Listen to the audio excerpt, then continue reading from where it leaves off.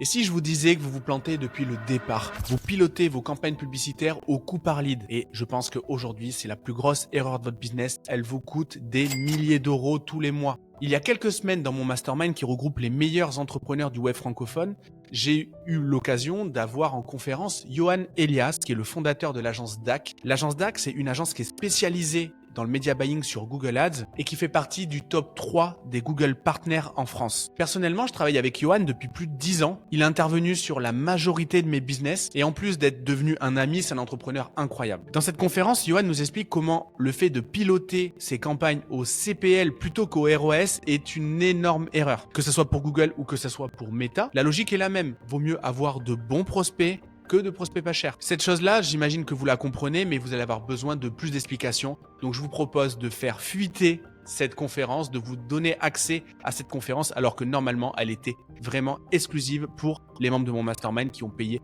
plusieurs milliers d'euros pour participer à cette conversation. Je vous souhaite un bon visionnage. Johan, je te passe la parole. De quoi tu vas nous parler aujourd'hui? Parce qu'au moment où on a parlé que tu interviennes, on avait plein de sujets en tête.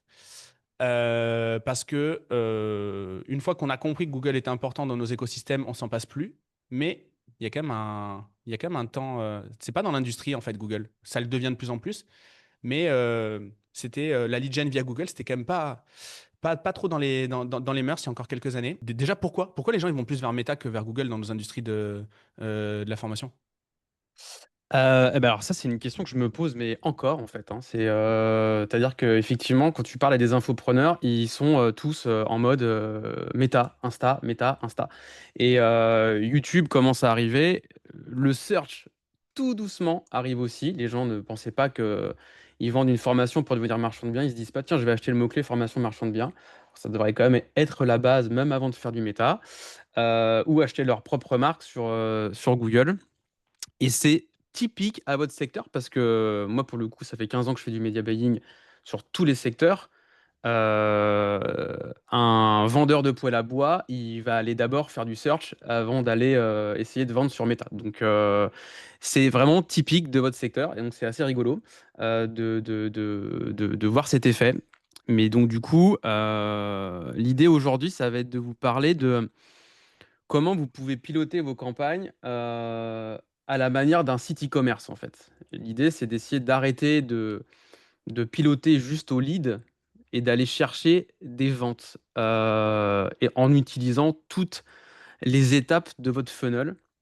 Et l'idée, c'est de vous parler de comment, de pourquoi déjà et comment le mettre en place et les effets que ça a, en fait. Hmm. Et c'est pour moi, donc c'est ce qu'on est en train de mettre en place sur tous nos clients. Et pour moi, ceux qui vont pas mettre ça en place, d'ailleurs, c'est valable aussi pour Meta, hein, ce que je vais dire. C'est valable pour tout le media buying, mais je vais vous parler évidemment de Google. Ceux qui mettront pas ça en place, je pense qu'ils vont tout simplement mourir en fait dans les prochaines années. Est-ce que, Voilà. est-ce que Johan, tu peux adresser deux sujets? Je sais pas si tu en parles dans ta conf, et dans ce cas-là, je te laisse les évacuer si c'est pas. Mais je pense que c'est important d'éveiller là-dessus. Deux trucs. Le principe du marketing d'intention, l'intentionnisme, premier point. Et le deuxième point, l'attribution. Que tu peut-être expliques ces deux points-là. Parce qu'en fait, Meta et Google, ça s'oppose pas. Un modèle d'attribution, c'est pas juste monocanal. Non. Sinon, ça parlerait pas un modèle d'attribution d'ailleurs. Est-ce que tu peux juste vulgariser ces deux points-là, s'il te plaît?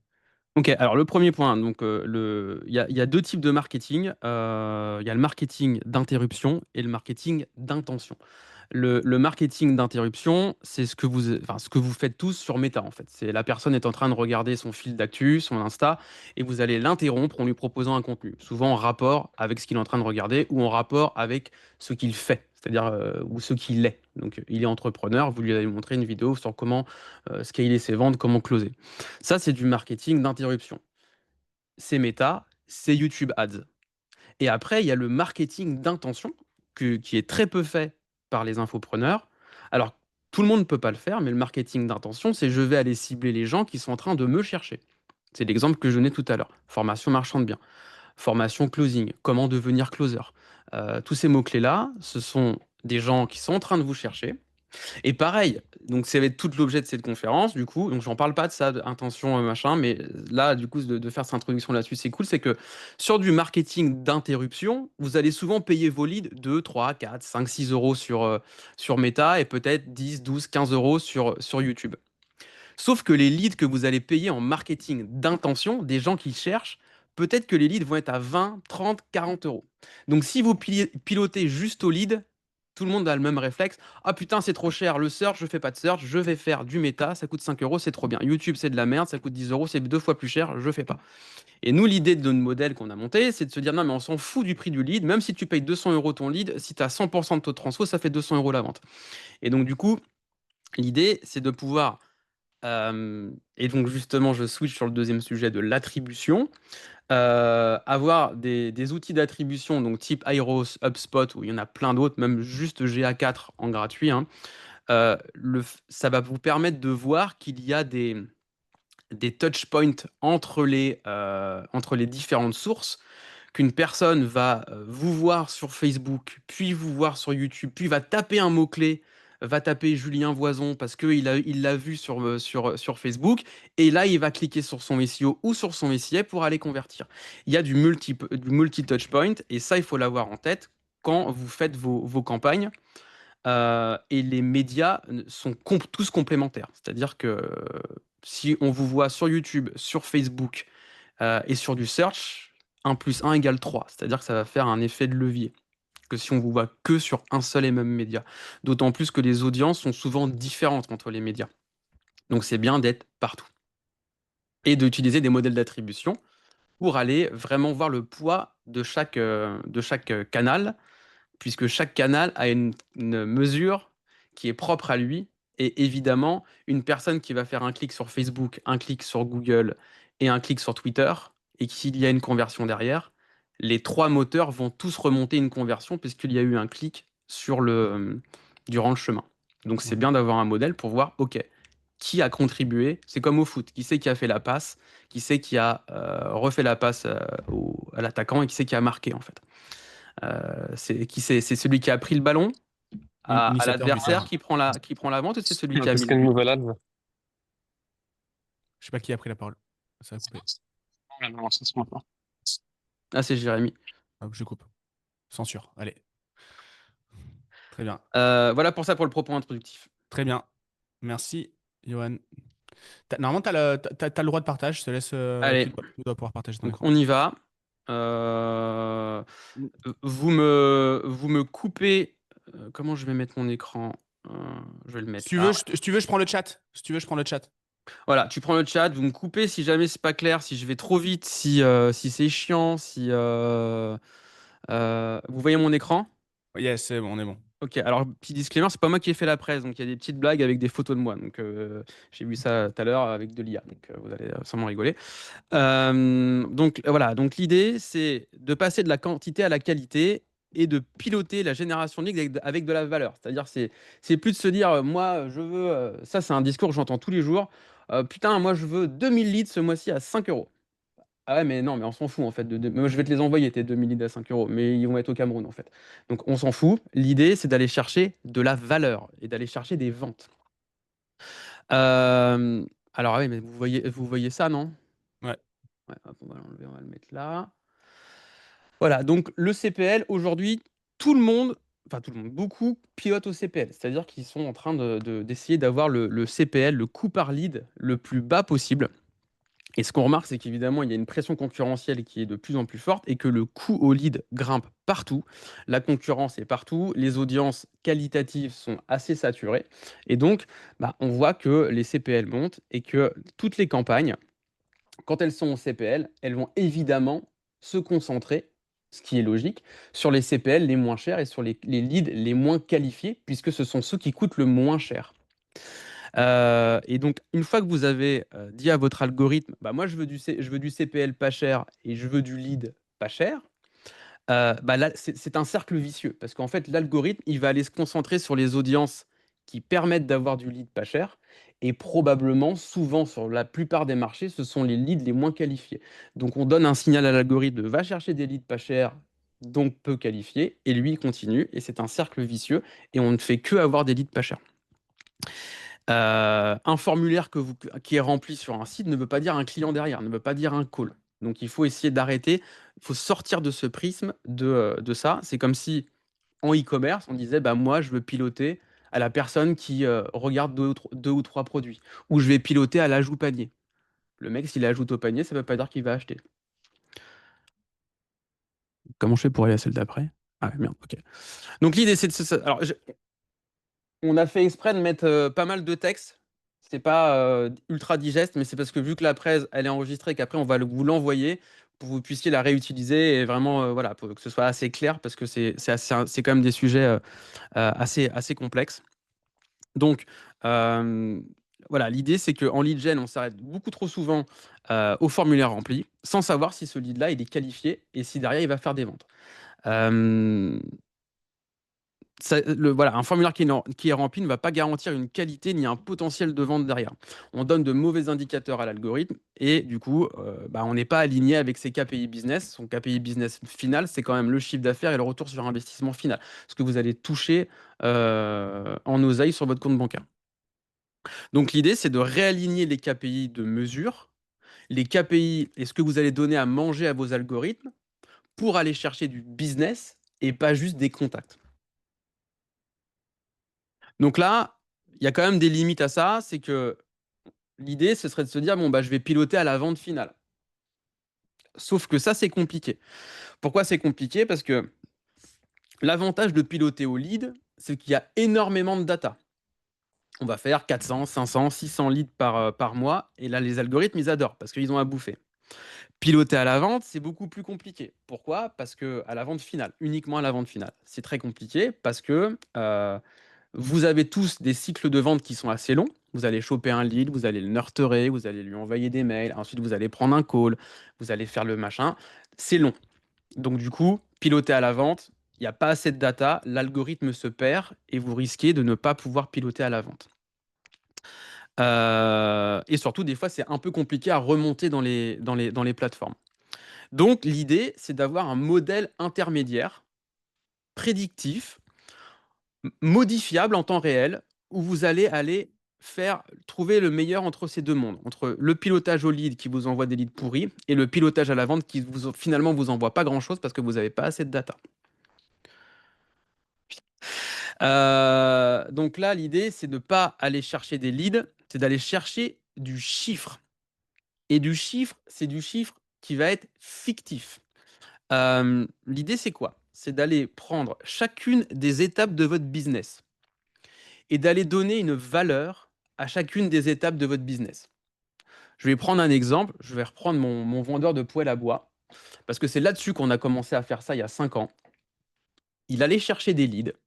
Ensuite, il y avait un call qui était fait. Ensuite, il y avait un rendez-vous chez la personne qui était fait, pardon. Et ensuite, il y avait une vente. L'idée, c'était de se dire quoi? C'était de se dire, OK, une vente, c'est 10 000 euros. Combien il faut de rendez-vous pour faire une vente? Il m'en faut 10. Donc, finalement, un rendez-vous me rapporte 10 000 divisé par 10 me rapporte 1 000 euros. Combien il faut de calls pour faire un rendez-vous? Il en faut 10. Donc finalement, un call me rapporte 100 euros. Et combien il faut de lead? Bon, on va dire 10, ça va 10 euros. Donc une personne qui faisait un lead rapportait 10 euros. Une personne qui faisait un call rapportait 110 euros parce qu'elle avait fait un lead et un call. Et une personne qui faisait une vente à la fin rapportait 11 110 euros. Donc évidemment, donc là, on vient de réconcilier les deux mondes. À la fois, on pilote à la vente, à la fois, on pilote au lead et à toutes les étapes intermédiaires. Tous les inconvénients de piloter à la vente, c'est-à-dire j'ai pas assez de data, est gommé puisque vous travaillez avec l'ensemble du funnel et vous ne travaillez pas que au lead parce que si vous travaillez au lead, le lead rapporte 10 euros alors qu'un lead qui fait un rendez-vous rapporte 1110 euros. Donc évidemment, l'algorithme, là, il comprend, il dit, ah putain, si je fais que des leads, ça rapporte 10 euros. Si je fais des ventes, ça rapporte 11 000 euros.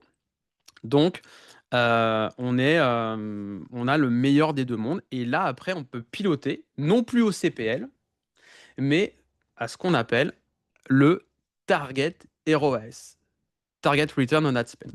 L'idée, c'est de se dire, OK, je vais donner à l'algorithme des valeurs fake sur chacune des étapes, et je ne vais plus piloter en disant, je veux un CPL à 10 euros, mais je vais dire à l'algorithme, je veux un ROAS à 10, à 15, à 20, en fonction des valeurs qu'on aura mis. Je vais donner des exemples après. Hein, en fonction des valeurs qu'on aura mis sur comment dirais-je, chacune des étapes du funnel. Ça va pour l'instant, c'est pas trop. Ça va, vous comprenez, vous voyez la Très bien. logique? Très très clair. Ouais, c'est clair, la logique vous paraît claire, ok. Et Euh, Yvan demande si sur Meta aussi. Yvan, Partout, tu veux préciser ta question? Je pense que la réponse est oui, mais oui, Non, mais partout. vu que Maxence a réagi, je me demande s'il parle de Meta ou de Google. Enfin, 100% oui, Target ROS, ok. Ouais, Ok. ouais, sur Meta, hein. Ouais, ouais, carrément. Bah, Ok. là, tout ce qui est dit depuis le début, en tout cas par Johan, je veux pas couper, mais ça fonctionne aussi bien sur Google que sur Meta, c'est évident. Ok. Ça, là, j'en parle pour Google, mais c'est pour le media buying en général, hein. C'est sur n'importe quel modèle. Là, ça, on le fait sur du search, donc en intention. On le fait sur du YouTube Ads. Et c'est d'autant plus puissant sur Google parce que justement, on a de l'intention et de l'interruption. Donc, on a des leads d'un côté. Sur cet exemple, là, je reprends mon fameux vendeur de poêle. Sur le poêle à bois, le lead, on le paye 100 euros. Par contre, sur YouTube, le lead, on le paye 10. Mais vu que le taux de transfo est 5 fois plus élevé entre le lead et la vente, entre les deux, on est bon en fait. On peut avoir un lead qui coûte 5 fois plus cher sur un des canaux si le taux de transfo lead vers l'étape d'après est 5 fois plus élevé en fait. C'est l'idée, c'est tout l'idée de ce système en fait. Donc en faisant ça, qu'est-ce qui va se passer? Vous allez pouvoir aller chercher des leads plus chers, puisqu'évidemment, vous allez aller chercher uniquement les leads qui font des ventes. Donc tous les leads poubelles, les fake leads, les leads qui font des no-shows, vous allez plus les prendre puisqu'ils ne rapportent que 10 euros aux yeux de Google. Ils ne font pas de call, alors que s'ils font un call, ils rapportent 110 euros et vous êtes au target ROI. Donc tous ces leads-là, vous allez arrêter de les acheter. Vous achetez uniquement les leads qui font des étapes après. Donc évidemment, vous pouvez aller payer plus cher vos leads puisque votre taux de transfo entre les étapes augmente. Qu'est-ce qui se passe dans le futur? Tous les annonceurs qui mettent ça en place vont aller chercher tous les leads chers du marché. Tous ceux qui vont continuer à jouer, à acheter au CPL, vont se retrouver avec tous les leads pas chers et pourris à 5 euros. Ils seront contents, ils auront des leads à 5 euros, mais sauf qu'ils ne feront pas de vente. Et donc, en fait, c'est pour ça que je disais tout à l'heure que là, tout le monde est en train d'aller vers là, en fait, hein. C'est le sens de l'histoire. Surtout avec l'IA qui débarque partout dans les modèles d'attribution et dans les plateformes publicitaires. Si on ne bat pas là-dessus, si on n'a pas un tracking propre, c'est fini, on va se choper que des leads qui vont faire comment dirais-je, pas de vente en fait. Et donc ça peut fonctionner en utilisant vos ventes ou pas. C'est-à-dire que si vos ventes, vous n'en avez pas assez et que du coup, dès que vous en avez une, ça remonte 10 000 euros de chiffre d'affaires dans l'algorithme, il y a ce qu'on appelle un écart type trop fort. D'un coup, l'algo, il a un gros boost de valeur et il a tendance à surdépenser. Donc ça, pour le coup, nous, on a des clients, on n'utilise même pas la vente, on utilise juste les 4-5 étapes qui sont avant. Et ça fonctionne bien. Donc là, l'idée, c'est de faire des tests, hein. C'est pas de... Là, je vous apporte pas une solution sur un plateau en vous disant il faut faire comme ça. Il faut tester. C'est-à-dire que c'est soit vous faites lead plus call plus vente, soit vous faites lead plus call plus rendez-vous plus vente, soit juste lead plus call plus rendez-vous. Ça va dépendre de vos business et de la data que vous avez en fait. C'est toujours la data qui a raison. Voilà. Alors, comment ça marche? Comment on fait? Alors là, pour le coup, je vais le faire sur Google. Je pense que c'est un peu le même principe sur Meta, hein. L'idée, ça va être d'identifier les étapes clés de votre tunnel. Comment est mon tunnel? Qu'est-ce qui se passe? Est-ce que je prends un lead? Est-ce que c'est directement on m'appelle? Qu'est-ce qui se passe après? Combien de temps ça dure? Et donc, c'est d'identifier les étapes. Donc, il y a un lead. Bon, souvent, chez la plupart d'entre vous, il y a un lead, un formulaire qui est rempli, puis il y a un call qui est calé, puis il y a peut-être un deuxième call qui est calé, puis il y a une vente. En général, c'est ça. L'idée, ça va être de venir créer des conversions dans Google Ads ou dans Meta et de se dire, OK, je mesure le lead, je mesure le call 1, je mesure le call 2 et je mesure la vente. Donc quand on a Airos, c'est merveilleux, magnifique, puisque on peut plugger les deux outils et ils dialoguent et ça rentre dedans. On crée des conversions, on ajoute les étapes, on utilise, voilà, je me répète du coup, on utilise Airos pour venir implémenter tout ça. On met des valeurs à chacune des conversions, comme je l'ai dit tout à l'heure. Donc le lead vaut 10 euros, le call vaut 100 euros, le deuxième call vaut 500 balles et la vente vaut. Alors la vente souvent est dynamique. Si vous êtes en e-commerce par exemple, ça va dépendre. Enfin, votre vente peut être dynamique, c'est-à-dire que vous pouvez avoir une vente sur votre, je sais pas, votre formation 1, vous pouvez avoir une vente sur votre formation 2 et le panier peut varier. Donc ça, on peut faire remonter dynamiquement Johan, la valeur de la vente. Johan, Ouais. juste un point, moi ce que j'aime bien, j'en parle à ceux qui sont vraiment dans une phase de scale, c'est de pondérer la valeur de la vente selon le plan de paiement. Une vente en 6 fois, pour moi, c'est 60% de la valeur. Ouais, Voilà. complètement. J'entends personne le dire, donc soit je dis une grosse connerie, soit je suis un génie. Je pense que c'est peut-être un peu entre les deux. Non, je rigole. Mais en tout cas, je pense vraiment qu'il faut pondérer une vente en 10 fois. C'est moins de 50% du chiffre d'affaires qu'il faudrait considérer. En tout cas, si j'étais expert comptable et que je devais valoriser une boîte, je n'apprécierais que 50% de la valeur du chiffre d'affaires des engagements, comme ils disent les comptables et toute cette colonie-là. À cause de Donc, quoi, Gérald? pourquoi? Parce que tu as du risque. Défaut de paiement, ouais. Tu as du risque. Tu as du risque et le risque, ça se valorise. Enfin, ça déprécie le chiffre d'affaires. Voilà. Moi, avec vous, si j'ai 2 défauts de paiement dans l'année, c'est le bout du monde. Dans mes autres business, on était entre 15 et 20%. Voilà, On ciblait pas des gens aussi sérieux, c'est pour ça. c'est pour ça. Vas-y, Johan, je te laisse continuer. Et genre, je vais compléter là-dessus. Donc, la vente, peut-être, on remonte ce qu'on veut, on remonte une valeur dynamique. Je vous encourage aussi pour certains business, alors je ne sais pas si, mais d'intégrer vos coûts en fait. C'est-à-dire que vous pouvez très bien remonter, je vais dire n'importe quoi, vous avez une formation 1 qui coûte 3 000 euros, qui nécessite par contre un coach que vous allez devoir payer. Et ben peut-être que si le coach vous le payez 1 000 euros pour délivrer la formation ou le coaching, vous allez remonter 2 000 euros de chiffre d'affaires. Et si vous vendez une formation one-shot qui est juste un PDF que vous vendez 1 500 euros, vous remontez 1 500 euros. Et là, vous ne travaillez plus à ce qu'on appelle au ROAS, et vous travaillez au POAS, Profit on Ad Sales, Ad Spend, pardon. Donc l'idée, c'est d'aller vraiment essayer de... Donc ça, c'est encore l'étape d'après, je vais encore un peu plus loin, mais c'est d'aller vraiment remonter ce que vous allez gagner en marge, en fait. Et ce que vous gagnez en marge, donc ça, c'est ce qu'on fait nous en e-commerce en fait. L'idée, ça c'est vraiment, j'applique le e-commerce au lead gen.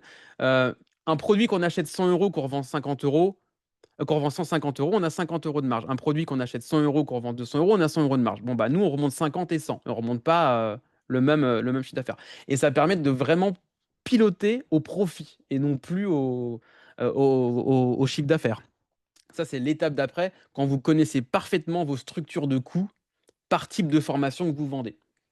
Après, quand vous avez 1 ou 2 formations, ça sert à rien. Mais bon, quand vous commencez à avoir plusieurs produits et que ça devient un peu complexe et que vous avez peut-être pas le même, chemin de délivrabilité, je sais pas si c'est ça le mot, pour délivrer votre produit, bon, bah, vous pouvez intégrer des coûts. Donc voilà pour la partie sur, le POAS. Donc ça, bon, ça du coup, c'est un peu ce que j'ai dit tout à l'heure, j'ai un peu anticipé, c'est qu'on va aller calculer en fait, la vente elle est à 1 000, le devis envoyé il vaut 300. Donc ça, l'idée c'est d'aller piloter en fait en fonction de chacune des étapes et de leur donner une valeur en fonction des taux de transformation que vous avez entre chacune des étapes. Et je donne juste un peu de perspective là-dessus. On connaît nos taux de transformation très souvent à chaque étape d'un funnel. Ça, c'est bien de savoir que je convertis 50% d'opt-in sur machin de trucs, mais j'ai un target CPA par vente. C'est à peu près 30% de mon chiffre d'affaires doit passer en publicité quand je suis dans une phase d'accélération. Si je sais qu'à chaque étape, je connais le montant, je sais où j'en suis par rapport à mon objectif global d'acquisition. Plutôt que de connaître un pourcentage, en pilotant comme ça vous permet même à vous de mieux maîtriser vos chiffres parce que sinon, vous devez calculer en fait que vous êtes en avance ou en retard sur chaque étape du funnel pour atteindre la conversion de la vente signée dans le cas du schéma de Johan. Donc, c'est hyper intéressant d'avoir qu'un seul truc à retenir plutôt que de devoir faire des maths à chaque fois. Exactement. Donc l'idée, c'est d'aller choisir 3-4 étapes, de les remonter dans Google et de leur associer une valeur. Bon, ça, je me répète, donc je vais aller un peu plus vite. Et donc ça bon, bah, je l'ai dit à l'oral, hein, je suis désolé, je me suis un peu enflammé. L'idée, c'est de voir, c'est le tableau, hein, c'est de voir, bah voilà, j'ai 300 leads, 60 rendez-vous, 18 devis, 4,5 signatures. OK, quel est le taux de transformation entre chacune des étapes? Et donc du coup, colonne de droite, je calcule la valeur de chaque conversion en fonction du taux de transfo que j'ai sur chacune des étapes. Donc j'ai 25% de devis qui viennent d'une signature. Bon, bah, 1 000 € la signature, le devis vaut 250 €. C'est complètement fictif, mais ça permet de donner à bouffer aux algos. Donc bon, je répète pas, hein, c'est ce que j'ai dit tout à l'heure. Donc là, c'est des exemples. Un autre exemple ici, voilà, vous avez dépensé 850 euros, vous avez fait une vente, 3 devis, 10 rendez-vous, 50 leads. Avec ces valeurs-là, vous avez une valeur fictive de 3250 euros. Pour 850 euros de dépenses, vous avez un ROAS de 3,8.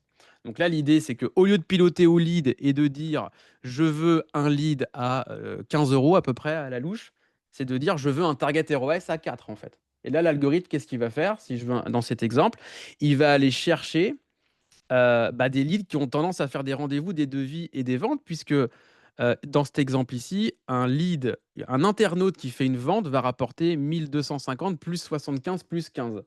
Un internaute qui fait que un lead rapporte que 15 euros. Donc évidemment, on va avoir tendance à aller augmenter le taux de transfo entre chaque étape. Et ça, c'est aussi cool. Là, c'est cool pour vos campagnes. Mais aussi, c'est aussi cool pour votre boîte. Pourquoi? Parce qu'on va arrêter de vous envoyer des leads à la con et des rendez-vous pourris qui vont faire des no-shows. Donc peut-être qu'au lieu de fonctionner avec 2 closers ou 3 closers, vous aurez besoin de plus que 2 closers. Parce que vous allez avoir beaucoup moins de flux à traiter parce que vous allez envoyer que de la qualité. Et les closers, ça va être beaucoup plus facile pour eux d'aller closer. Je suis désolé pour les closers hein, parce que cette méthode fait qu'on en a on en a besoin de moins, quoi. Donc là, c'est comparaison de 2 campagnes. Budget média 25 000 euros, optimisation CPL. Donc là, dans ce cas-là, si on a ces 2 campagnes qui tournent au CPL, on va couper la A et garder que la B. Parce que CPL de la campagne B 10 euros, CPL de la campagne A 17 euros. Sauf que si on regarde le coût au rendez-vous, c'est exactement le même. Donc il faut garder les 2 campagnes. Typiquement, la campagne A, ça pourrait être du search. La campagne B, ça pourrait être du YouTube Ads. On paye moins cher, mais finalement, au rendez-vous, derrière, c'est pareil. Et donc, on peut accepter sur du search de payer 17 euros le lead au lieu de 10, parce que la qualité derrière est beaucoup plus forte. Ça, c'est la comparaison de 2 campagnes avec l'optimisation à la valeur de conversion. Donc là, on voit que la campagne B, elle a un CPL qui est plus bas, un coût rendez-vous similaire. Sauf qu'en fait, derrière, ça, c'est un cas qu'on a eu, hein. Ça, c'est un cas client. Donc, cas client, si tu es au CPL, tu gardes la campagne B, tu coupes la campagne A.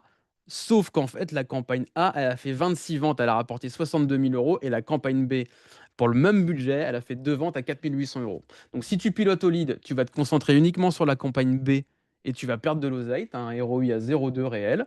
Alors que la campagne A, où le CPL est 70% plus élevé, on a un ROI à 2,5. On a dépensé 25 000 euros, on a gagné 62 000. Ça, c'est un cas réel. C'est le cas, je vais le citer, il n'est pas là, mais c'est Norton, pour le coup. Donc, là, pour le coup, c'est un vrai cas. Et là, c'est vraiment full valeur parce que là, on voit vraiment la puissance. Et pour le coup, la variance et les écarts types sont complètement débiles.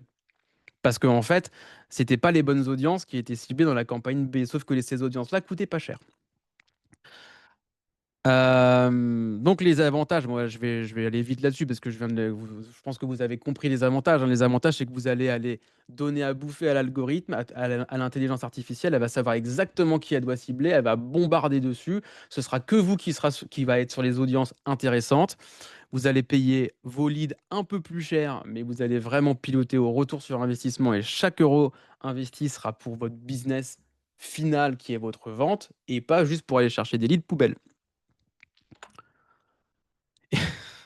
Et donc, pour aller plus loin, ce qui est intéressant avec ce modèle-là, c'est qu'au lieu de se dire je vais aller faire du lead pas cher, et donc du coup probablement me concentrer uniquement sur les canaux d'acquisition pas chers, vous allez pouvoir tester tout l'éventail de campagnes, puisque vous avez le même objectif partout, qui va être d'avoir un target ROAS à 10, par exemple. Parce que le target ROAS à 10, vous savez que ça vous rapporte les bonnes ventes.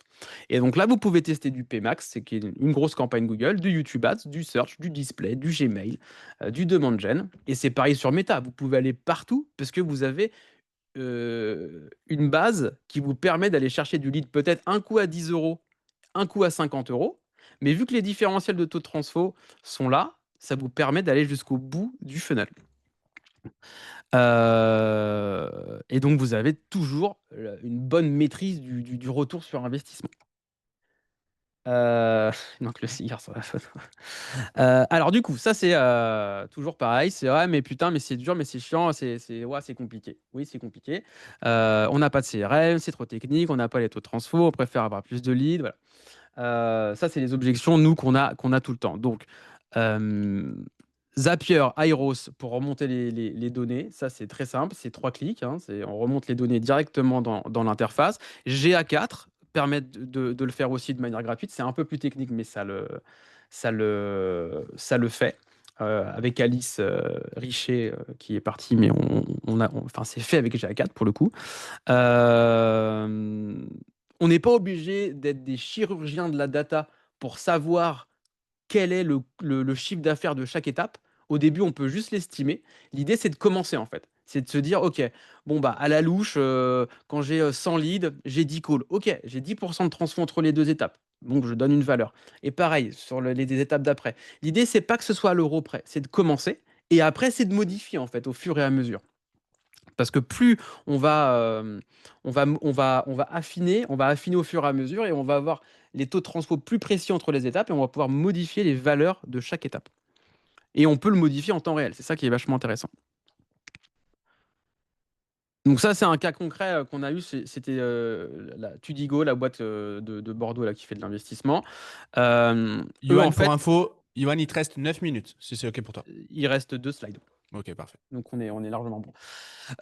Tudigo, en fait, avant, il voulait choper uniquement des investisseurs qui remplissaient le profil investisseur. Donc les gens qui vraiment s'inscrivent. C'est une boîte qui fait du crowdfunding. Et donc l'idée, il voulait choper que des step 4. La step 4, c'est l'étape, le mec, il a rempli ses infos pour investir.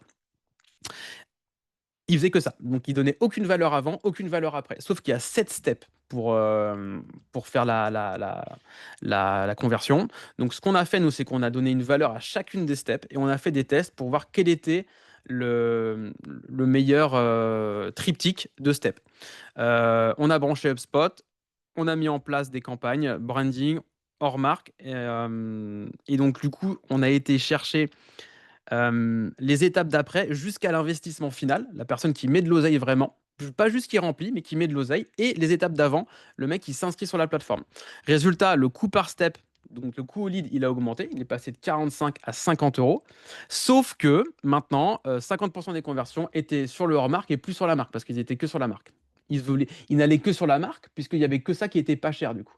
En faisant ça, nous, on a été chercher beaucoup plus de volume, et donc du coup, ça a donné ça en termes de step 4, donc de gens inscrits. Parce qu'on a été chercher beaucoup plus de volume, parce qu'avant, ils étaient concentrés uniquement sur leur marque. Alors, le pic qu'on voit là, ici, c'est un bug de tracking, hein, mais sinon, ils étaient à peu près là. Et quand on a repris, bah, boum, on a été donné de la valeur aux étapes d'avant et aux étapes d'après. Du coup, le volume global a été explosé, puisqu'on a pu aller se focaliser sur d'autres univers où ils n'allaient pas, parce ils avaient peur d'y aller, parce qu'ils ne savaient pas combien ça allait coûter, en fait. Donc ça, c'est un cas concret qui a vraiment, bah voilà, on est passé de 15 000 euros de dépenses à 60 000 le plus gros mois. Donc on avait fait x4 quand même. Donc voilà, pour récapituler rapidement, on identifie toutes les conversions intéressantes du funnel, on leur donne une valeur. Progressivement, on attend. Une fois que la valeur est donnée, on attend. On attend pour que l'algo comprenne que chaque conversion a une valeur. On le laisse 30 jours, 45 jours, ça dépend des business et du volume qu'on a.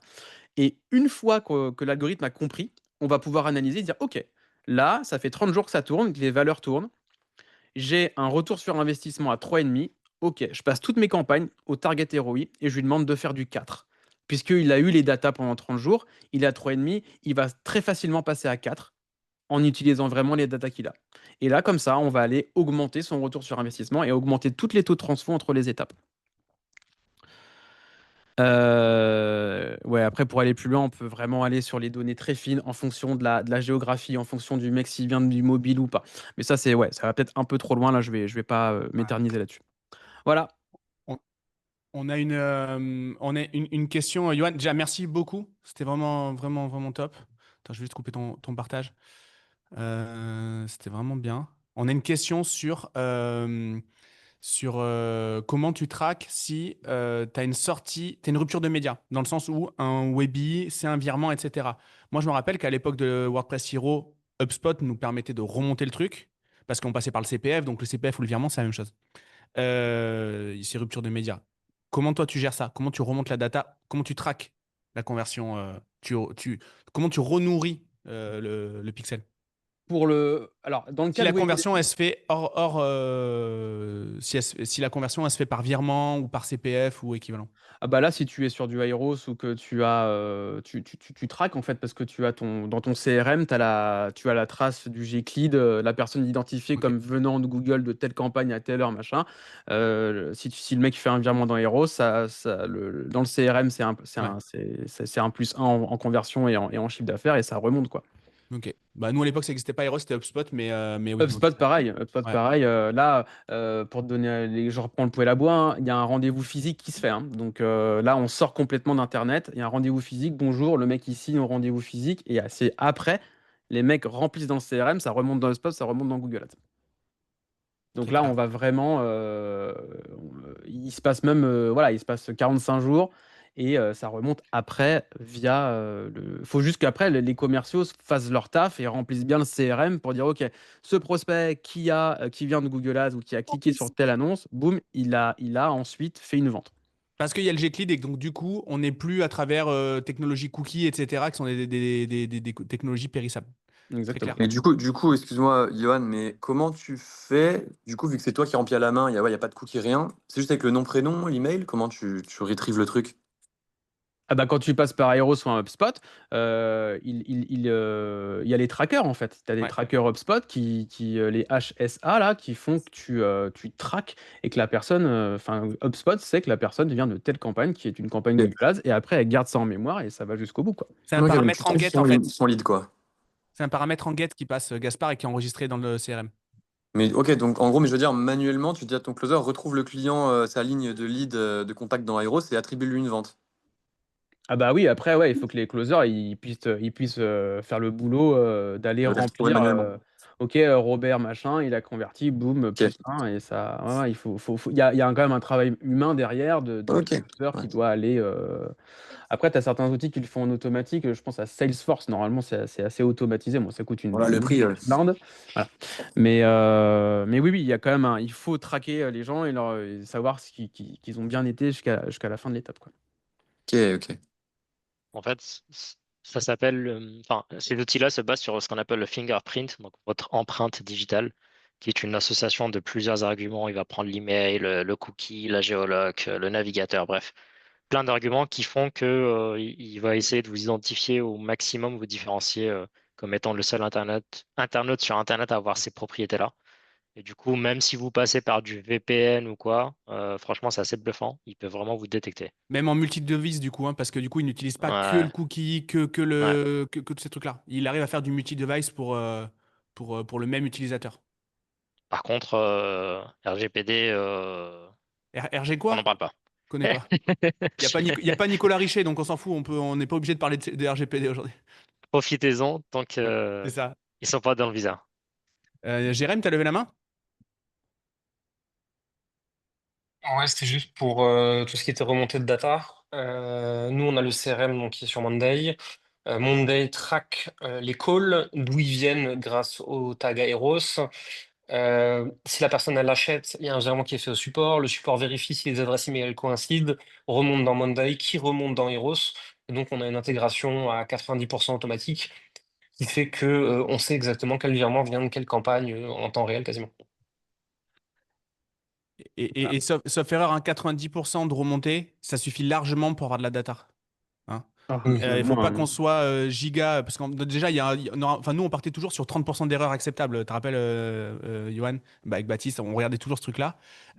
Donc, en fait, 90%, ça sert à rien d'aller jusqu'au bout du truc. Hein. C'est non. des grandes.